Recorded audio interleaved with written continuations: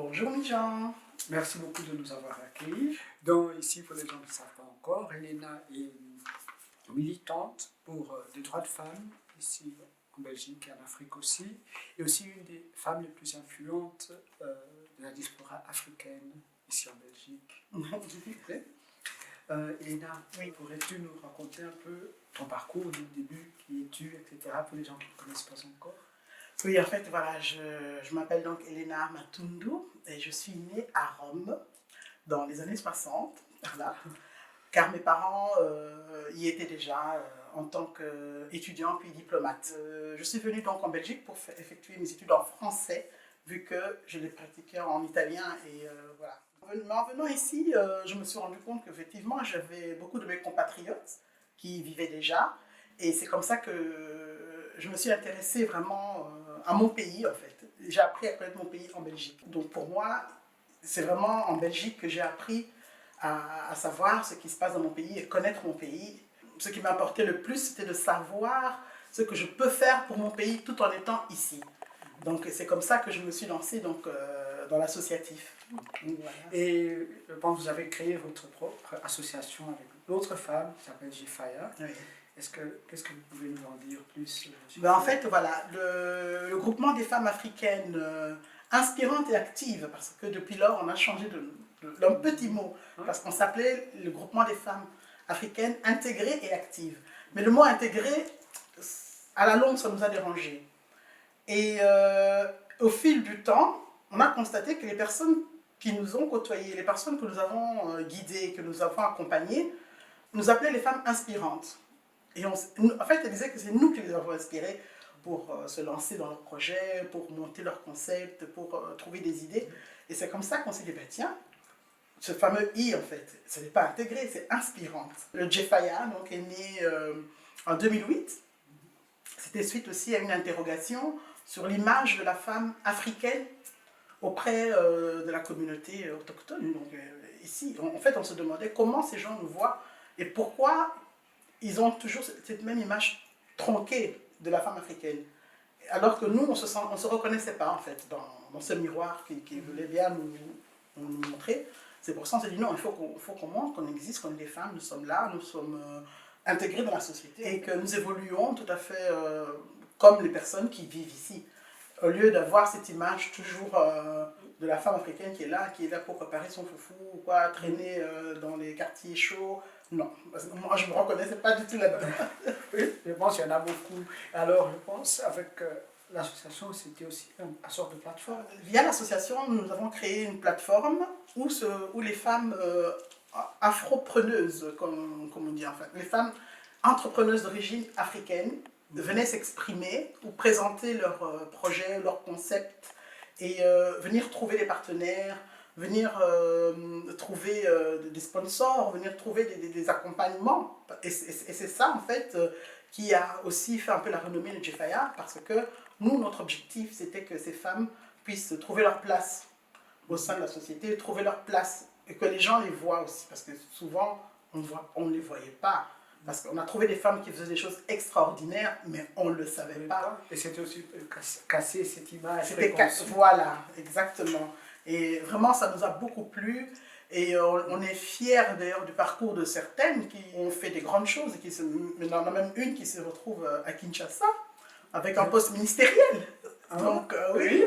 Et vraiment, notre rôle, c'était vraiment d'accompagner et de montrer, de guider ces femmes vers le succès. Comme et les inspirer pour dire vous êtes capable. Surtout. Vous êtes très proche de Dr Denis Mukwege. J'ai rencontré le Dr Denis Mukwege en 2010-2011.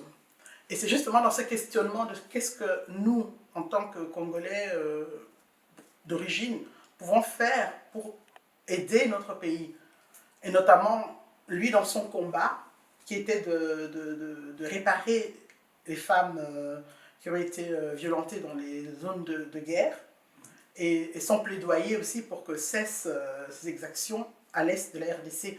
Et c'était ça, en fait, qu'il fallait faire en sorte que ça soit un peu plus connu et reconnu, qu'on reconnaisse son travail. Et c'est à partir de là, donc, avec la SBL, on a décidé donc, de monter une campagne de sensibilisation, de communication, et une campagne pour que le docteur puisse être le prix Nobel de la paix. Tout est parti en fait d'un mémo que nous avions écrit pour que la Belgique puisse introduire sa candidature officiellement pour le prix Nobel de la paix. Tout est parti de ce mémo, et ce mémo, en fait, on l'a envoyé à d'autres institutions, dont le Parlement européen, dont l'université à Louvain-la-Neuve qui l'a fait docteur honoris causa. Oui. Voilà. Et même jusqu'à Gand, ça semble. Exactement. Donc voilà, le tout en fait c'était d'augmenter sa visibilité, et je pense que le prix Nobel de la paix c'était la plus grande vitrine qu'il pouvait avoir pour dénoncer ce qui se passe. Et même ici tout près, je pense, le 1er mars, vous serez là de nouveau.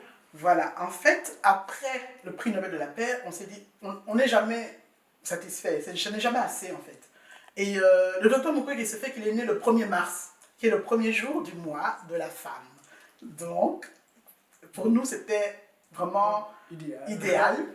Et donc, on a déjà commencé les démarches pour que cette journée du 1er mars devienne un Mukwege Day, à l'instar du Mandela Day, le 18 juillet, le jour de son anniversaire aussi. Ah oui, ça. Oui, oui. Voilà. Donc, le 1er mars, nous avons commencé une démarche. Il y a une pétition qui circule sur change.org, et il y a une page Facebook aussi. Mais cette année, ce sera un peu particulier car son anniversaire va se fêter virtuellement, à partir des États-Unis, avec des stars américaines. Donc, il faut se connecter. Ah oui, oui, oui, il faut se connecter. Ce 1er mars, allez voir déjà parce qu'il faut s'inscrire à l'avance. Et sur quel site ou quelle page? Le site de la Panzi Foundation. Vous allez là, vous vous inscrivez, et voilà. Le but est de récolter des fonds pour aider toujours l'hôpital, parce qu'évidemment, en temps de crise pandémique, pour eux, c'est encore plus difficile. Hein. Ça, il faut le comprendre. Tout ça pour dire qu'à partir d'ici, on peut agir pour le Congo. Les gens peuvent s'associer. Moi, j'encourage même les gens à même créer des collectifs pour soutenir en fait le plaidoyer du docteur Mukwege. Parce que le plaidoyer du docteur Mukwege ne s'arrête pas seulement au fait que les exactions doivent s'arrêter. Lui, il est là, vraiment, il parle pour le bien-être du peuple congolais. C'est pourquoi il a parlé dernièrement du rapport mapping. Ce rapport mapping où sont transcrits tous les crimes qui ont été commis en RDC durant un laps de temps, mais qui n'a jamais été pris en compte. Donc, en fait, ce qu'il demande, c'est que toutes les personnes congolaises d'origine congolaise, tous les amis du Congo, s'approprient de ce rapport mapping pour qu'enfin, on puisse mettre en pratique les recommandations qui y sont et qui ont été faites par des experts de l'ONU. Mais voilà. Le militantisme n'est pas seulement d'écrire sur les réseaux sociaux, ce n'est pas seulement de marcher ou faire des manifestations, c'est faire des actions, des actes, poser des actes, et qu'à partir d'ici, on peut le faire aussi pour aider la population congolaise. Parce que, mine de rien, nous, on a quand même plus de visibilité. Il faut le savoir, il faut comprendre. Donc, il faut l'utiliser. Aussi, une des trucs que j'admire, ou bien que d'autres admirent aussi en vous, c'est que pas seulement il n'y a pas seulement le docteur Mukwege, mais vous inspirez aussi beaucoup d'autres afro-belges.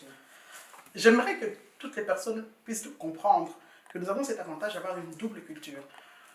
Par exemple, moi, certes, j'ai fait toutes mes études ici, et étant jeune, mon rêve, c'était de travailler aux institutions européennes.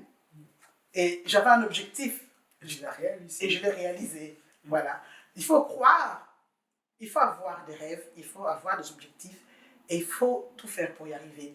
Et ça, c'est quelque chose, il ne faut pas avoir peur des obstacles en se disant « ouais, j'ai pas de bol, je suis africain, je suis noir ». Non, ces obstacles-là, ils existent que si nous, on veut bien les voir et qu'on les met en avant.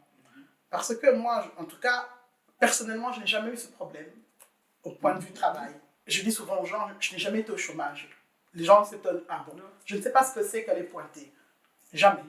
J'ai fini mes études, marketing, distribution, relations publiques internationales, j'ai fait mes enfants et puis j'ai été travailler. Et depuis, je ne me suis jamais arrêtée. Et qui a aussi souvent créé ton propre emploi dans certains. Voilà, oui, j'ai créé mon propre emploi à travers l'ASBM, parce que ça je pouvais. Donc, en fait, c'était surtout de faire de l'accompagnement, faire de l'accompagnement de jeunes femmes de conseils en tout cas de jeunes femmes qui ont créé aussi leur concept, leur projet.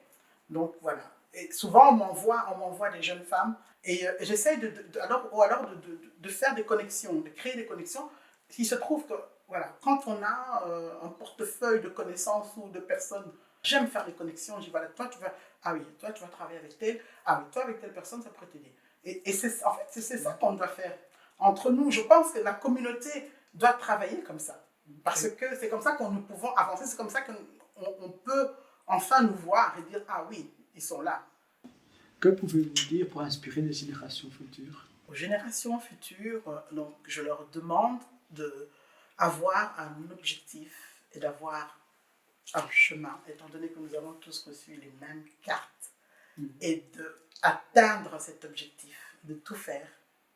Éviter de se mettre dans la tête qu'il y a des obstacles.